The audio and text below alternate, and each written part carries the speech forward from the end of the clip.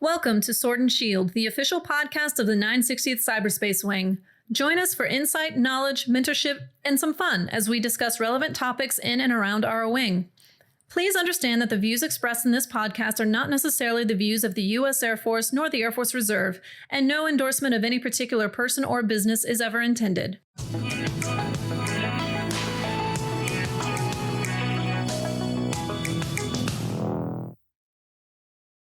Good morning, gladiators. Welcome to this edition of the Sword and Shield. My name is Samantha Mathison. I am the 960th Cyberspace Wing Chief of Public Affairs, and today I will be hosting this episode because Colonel Arridge and Chief Howard decided that we wanted to cover Women's Equality Day. So I have with me here today Captain Jamillah Gonzalez, 960th Cyberspace Wing Executive Officer. Tech Sergeant Elspeth Moleno. I'm from the 50th Network Warfare Squadron. I'm a cyber defense analyst. And I'm Tech Sergeant Tiffany Paddock from the 50th Network Warfare Squadron. I'm also a cyber defense analyst, but I'm a cross trainee from the mental health career field. Awesome. I'm so glad you are able to join me today to talk about Women's Equality Day.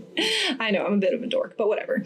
So Women's Equality Day is celebrated in the United States on August 26th, and it's basically to commemorate the 19th Amendment, which allowed women the right to vote. And so that's just what we want to talk about today. We want to talk about here in the wing how some of us women, ladies, feel about women's equality in this day and age. You know, it's been 100 years since women were granted the right to vote here in the United States, and it's just an important thing to talk about, to see and to feel and to know just what it is like for women currently, right? So, Captain Gonzalez, do you want to talk about a little bit how you feel, about being a woman in the military, a woman of color, and an officer? So I brought along with me on the 14th of August, 2020, the Department of Defense published a memo called Defense Women's Equality Day. So they provided a theme, and this year's theme is Valiant Women of the Vote. And it recognizes that women fought for the right to vote, but it also recognizes that this day has expanded beyond just discussion of the right to vote, and also just women's equality as a whole, and acknowledging what has been accomplished over the years, and then what is still needing to be accomplished. So I think it just means so much more now than 100 years ago, when it was just acknowledging, hey, we finally got the right to vote. Awesome. And Sergeant Moleno, what do you think about that? Definitely appreciate the background on the past 100 years, Captain Gonzalez. My feelings on that, especially the right to vote, are very important to me. Myself, I'm an Asian American. I'm a naturalized citizen. So that means I immigrated here with my mom when I was very young. Went through the process of legally obtaining U.S. citizenship. So definitely proud to be American, and very grateful for the life and opportunities that has given me here in the U.S. And is one of the reasons why I joined the Air Force. The fight for equality has been an uphill battle, definitely over the last 100 years. 1920 was when the amendment was ratified, but it wasn't until the Voting Rights Act of 1965 where everyone of all color, race, origin were allowed to vote. So by honoring our history and the legacy of all the American women before us who fought for our rights, and like you said, not just the right to vote, but everything else that comes with equality in the States, by having our conversation now and remembering the past and just being open about this, it brings awareness to the current struggles that we have today. The Me Too movement that's recently been happening in the last couple of years. Yep, that was big. Bringing awareness to women's equality in that sense. Like Captain Gonzalez had brought up earlier, trafficking and exploiting women are, I don't know the percentage numbers, but we are the biggest victims of human trafficking. So that's another battle there that we must fight, continue the fight for equality for women. And I guess to sum it up, just being open-minded and changing our attitudes and implementing new ideas so that we can create a better society for our people or for our women so that we can get closer to progressing and evolving, right? And continue that movement for equality. Awesome. You brought up a lot of good topics just now. And now I'm like, oh, what question should I ask? Because, but I didn't know that you were a naturalized citizen here in the United States, and that's awesome. What was that experience like for you to come over and basically change your entire life? Yeah. So I want to say that I love my mom very dearly, and I have great respect for her because she brought me over when I was 5-6 years old, so I didn't really know really anything. I was under her wing, but she worked hard. It's not cheap. It's not easy to obtain citizenship, right? You have to pay for the petition to get a green card, and then you have to wait the amount of years.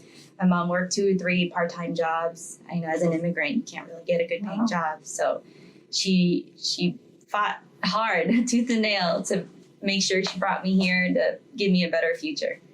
And now it's me and my brother, and we both serve in the Air Force. I'm a reservist, but he's active duty, and he loves his career. He loves his country too, just as much as me. So that's awesome.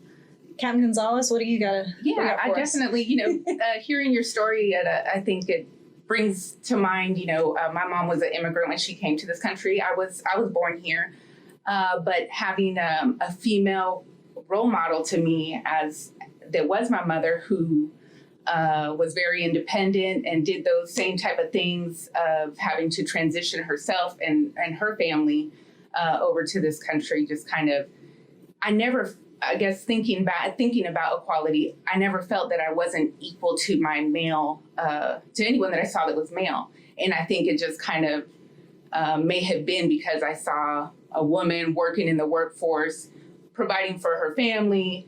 And so when I look at this and just acknowledge that not necessarily did everybody have that experience of maybe a strong person in their home that was a female and they're a female, to really see and say, what are the, yes, there's differences between males and females, but when it comes to, work and life, we can be equal, we are equal, and there's so much to come from that.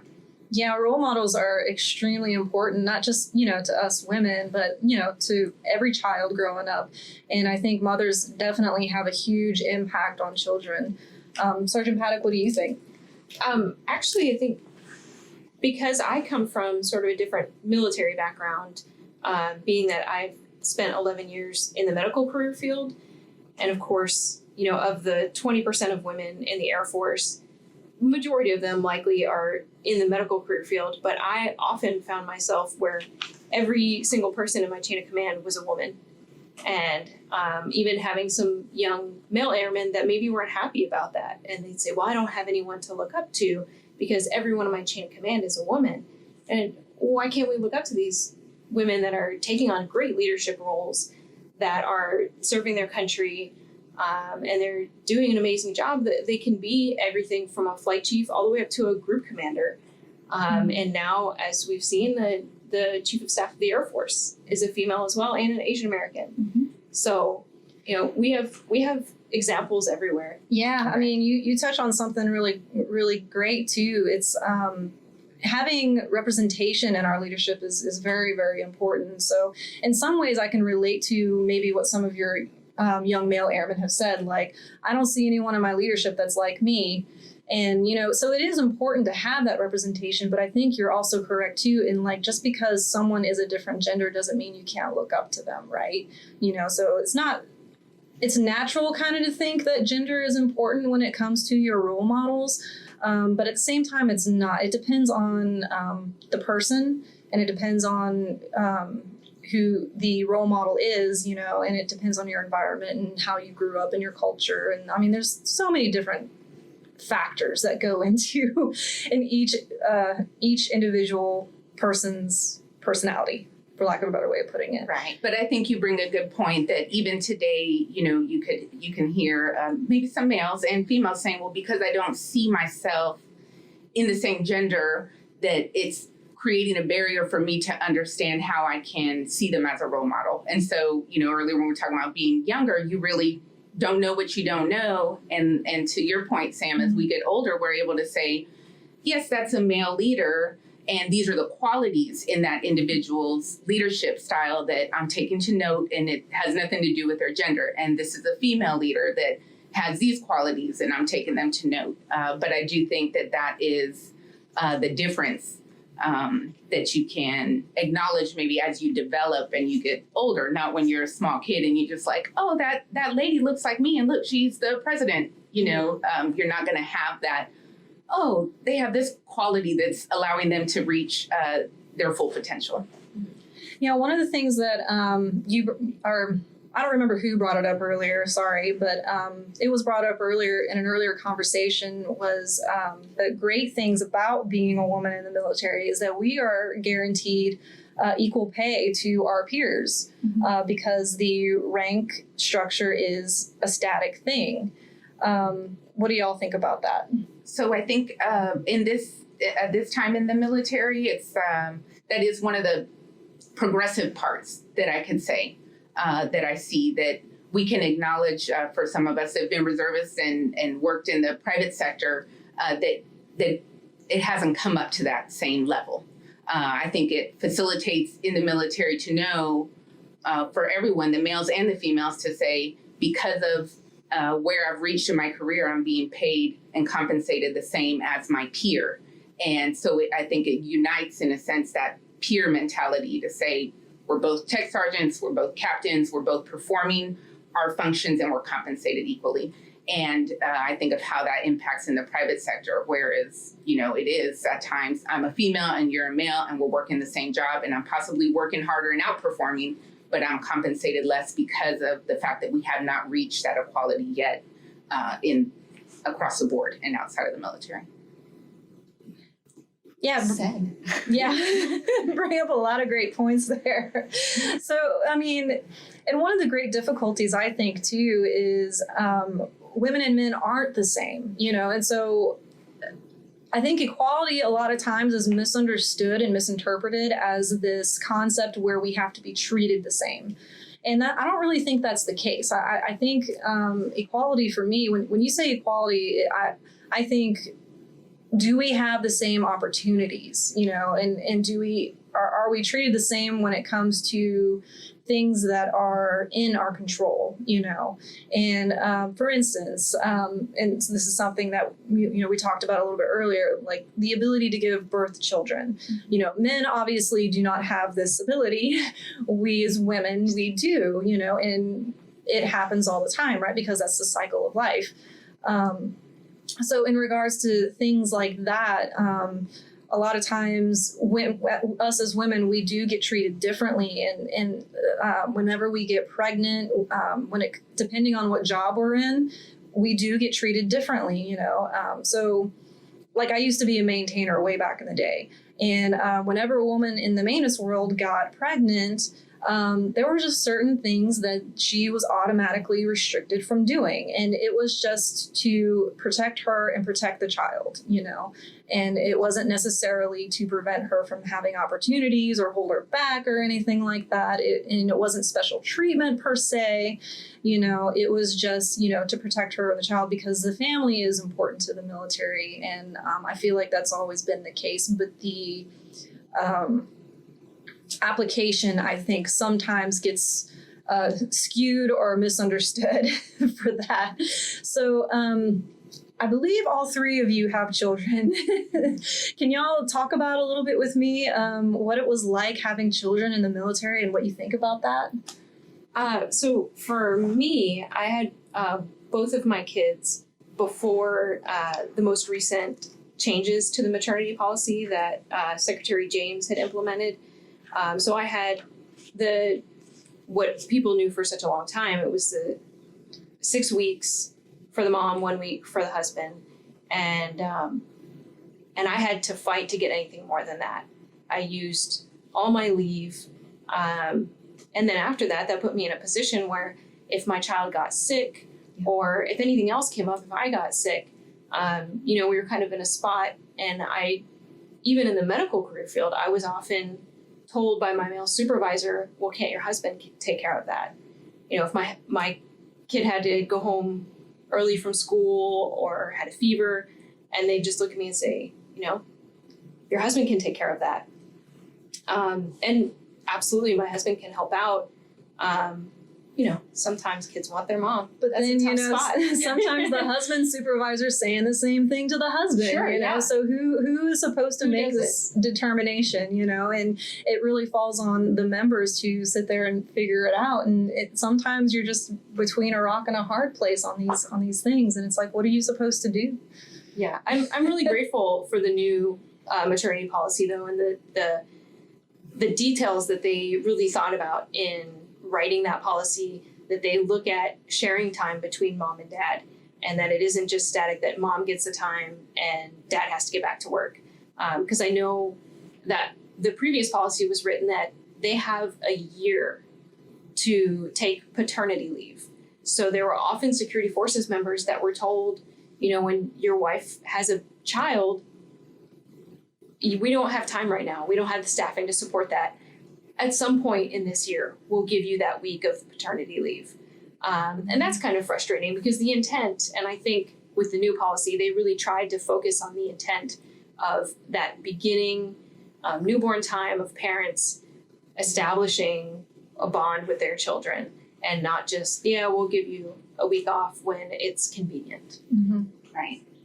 One thing I think is worth mentioning too is when we talk about families and the structures and we talk about women equality, I think of the LGBT community and how, this whoever is part of that family and how it's formed and how it's structured, that there's still a ways to go. But, that this is part of the time to discuss that and how there's been some milestones met for the community and that there's still obviously more to be done.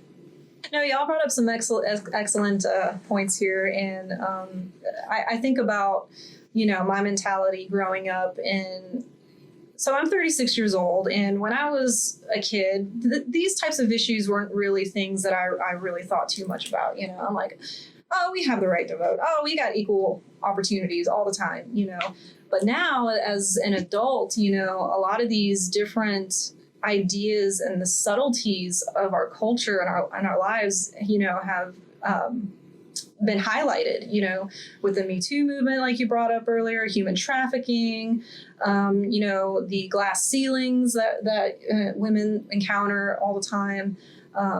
Still struggling to get a female president,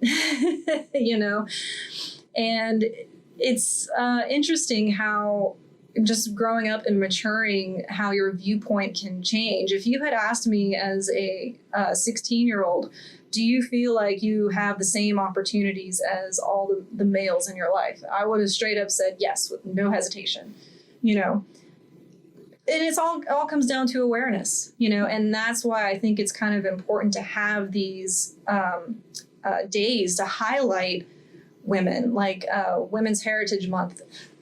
Sometimes looking back on Air Force history, and when we do just learning about how the Air Force was formed, it kind of blows my mind to think that there were women in the Air Force back in 1947 when it was established, and what life was like for those women.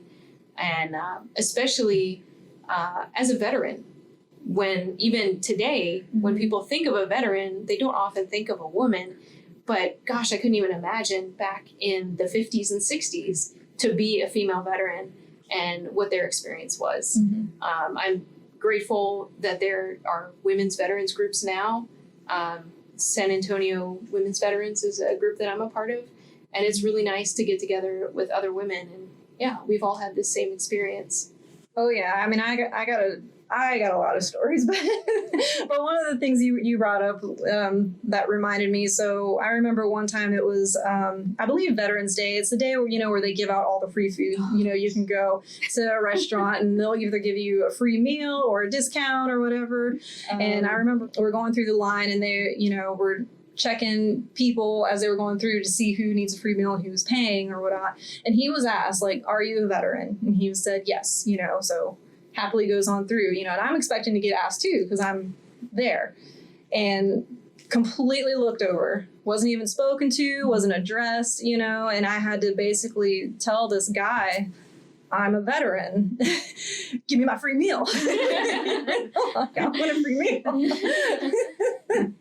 Yeah, I had the same thing happen to me. I sat down at a table with my husband and some of our friends, and I was the only female. It was me, and I had my kids with me. And they came and they said, well, this is Veterans Day, so we've got this special menu. Mm-hmm. And they handed out a special menu to both of our friends and then one to my husband, and they gave me a regular menu.